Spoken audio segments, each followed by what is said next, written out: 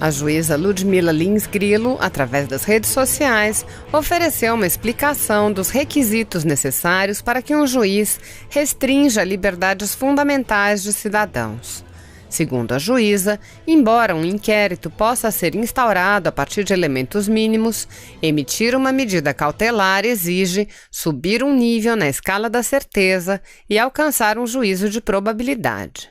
Para Grilo, restringir liberdades alheias exige do julgador grande senso de responsabilidade e de proporções, sendo inadmitida, no Estado Democrático de Direito, qualquer violação desses bens fundamentais com base em mero juízo de possibilidade, coisa que só ocorre em regimes ditatoriais. Ouça o texto da juíza Ludmila Lins Grilo. Qualquer juiz, para bem exercer suas funções, deve conhecer os conceitos de 1. Possibilidade, 2. Verossimilhança, 3.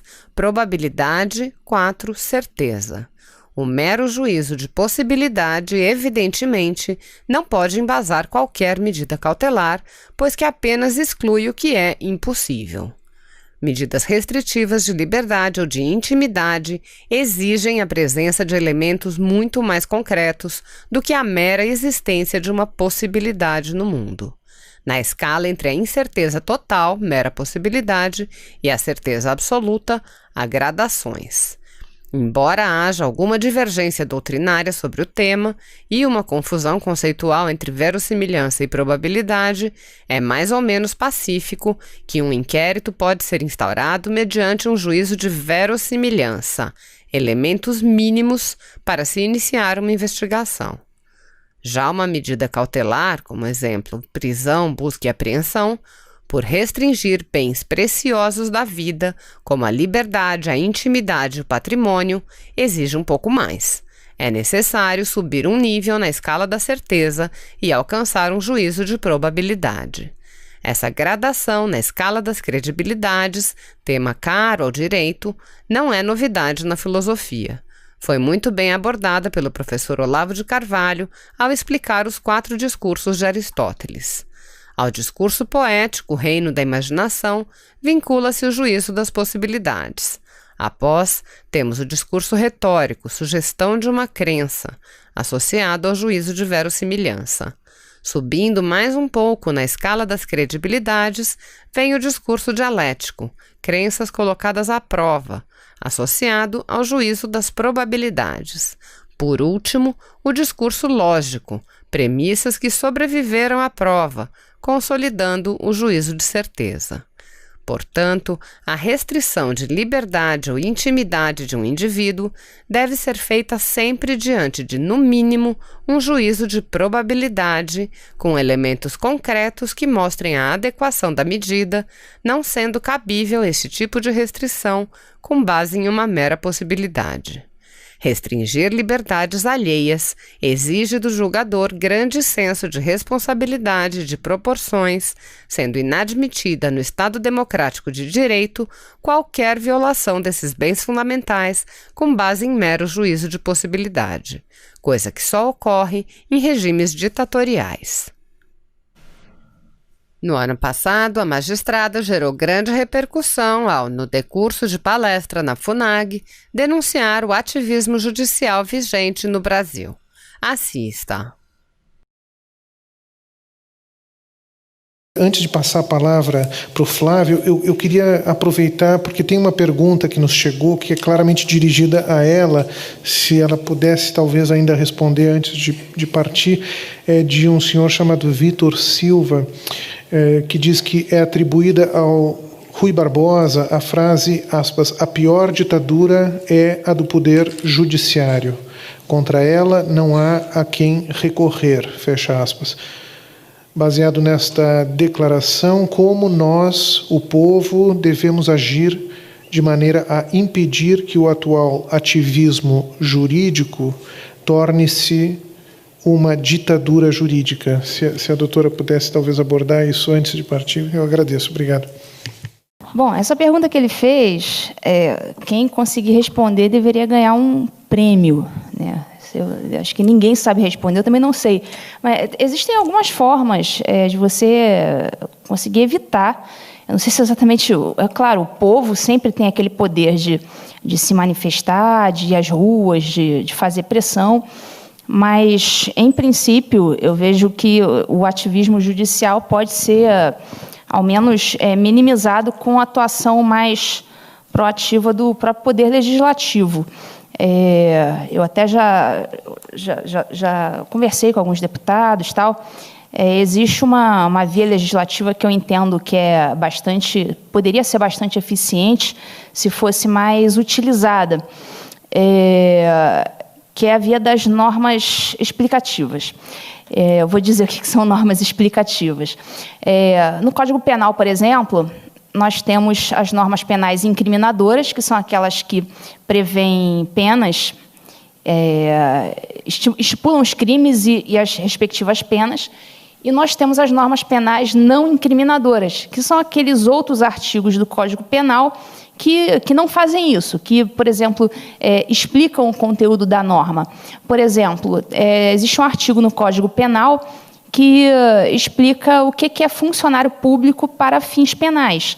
Então, tem crimes que são praticados por funcionários públicos. Então, essa norma explica o que é o funcionário público para fins penais. Então, há muitas outras normas explicativas, né? Então, eu acho que o ativismo judicial pode ser bastante minimizado se os parlamentares se valerem das normas explicativas com mais frequência. É óbvio, nós temos milhares de leis, você não vai ter condição de explicar cada coisinha na lei, de cada detalhezinho de tudo. Agora, em relação aos temas mais sensíveis, como, por exemplo, o aborto, a legítima defesa, é possível criar normas explicativas. No próprio anteprojeto do ministro Moro, projeto anticrime, existe, ali, para mim, uma clara norma penal explicativa, na parte que ele trata da excludente da ilicitude.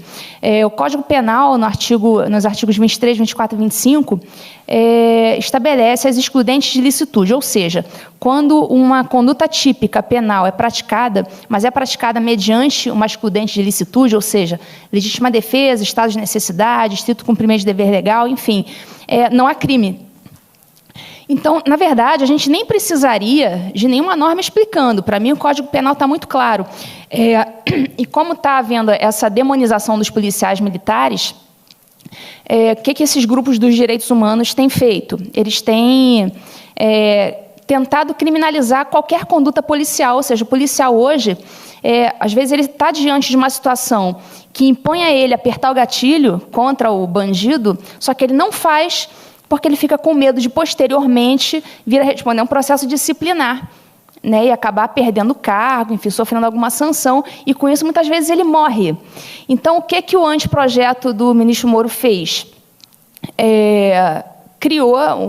Acrescentou alguns artigos ao Código Penal, estabelecendo que o policial, em situação de confronto, de surpresa, em aquele estado de necessidade mesmo, em confronto, está em pleno tiroteio, que nesses casos, movido pelo medo, pela emoção, enfim, ele estaria cobertado pela excludente da ilicitude. Então, veja bem, na verdade, nem precisava desse artigo, já existia a norma penal da legítima defesa, só que o projeto do Moro explicou mais ainda, né, foi mais detalhista em relação à excludente da legítima defesa. Então, eu acho que o ativismo judicial pode ser minimizado pela via das normas explicativas. E nada impede também que o povo se manifeste, eventualmente, quando houver algum ativismo bem nefasto, como aqueles que eu citei na minha fala. Senhor presidente, é nojento ouvirmos aqui deputados que alegam que não se pode violar a liberdade de expressão, que a liberdade de expressão ela tem um teto que não pode ser ultrapassado, para defender medidas arbitrárias, ilegais, como o próprio inquérito da censura, vulgo fake news, mas, em contrapartida, fazem aqui ataques ao presidente insinuando seu envolvimento com milícias. Isso é a maior hipocrisia que há nesse parlamento e na política. Mas o que pode ser pior do que um inquérito imoral, inconstitucional e ilegal? Ele é inconstitucional, pois fere a ampla defesa e o contraditório, e fere o princípio do juiz natural, é ilegal, pois fere o nosso sistema acusatório, que tem as fases muito bem definidas da persecução penal, onde há a produção de provas, coleta de provas, feita pela Polícia Judiciária, que envia para o Ministério Público, e a partir daí para a segunda fase, que é a fase de julgamento, que é feita pelo Judiciário, nesse caso o STF. Desde o momento em que o Judiciário se imiscui nessa fase, na fase da persecução penal, está violando o nosso sistema acusatório. Mas em que eles se baseiam para fazer a instauração desse inquérito ilegal, inconstitucional, num dispositivo do regimento interno do STF de 1980, que não foi recepcionado pela nossa Constituição, que diz que crimes que são cometidos na sede do STF, que atentem contra a vida de ministros do STF e cometido por autoridades, nesse caso poderia sim ser instaurado um inquérito, mas não foi recepcionado pela nossa Constituição. Mas aí vejam só como a narrativa já está criada. Alexandre de Moraes vai para a TV, vai para a decisão do inquérito, da validade do inquérito, para alegar que todo tribunal pode instaurar um inquérito, pode fazer investigações de ofício. Uma tremenda afronta ao Estado Democrático de Direito. Barroso diz que a internet é a extensão da sede do STF. Que contorcionismo lógico para defender arbitrariedades e autoritarismo por parte daquele que deveria ser o guardião da Constituição. O pior de tudo isso é ver o silêncio dessa casa, o silêncio e a omissão daquele que é o presidente da casa, que deveria sair em defesa do parlamento diante de tantas arbitrariedades contra essa casa.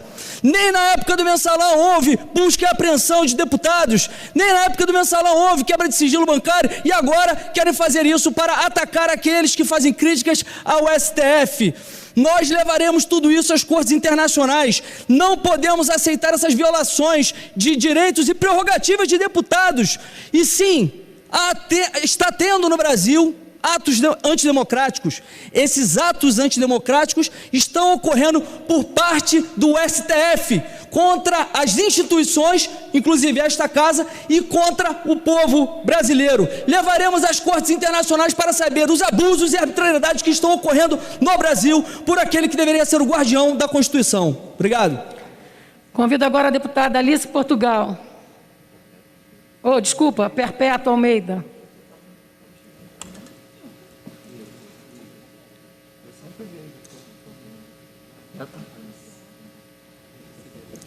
Deputada Perpétua.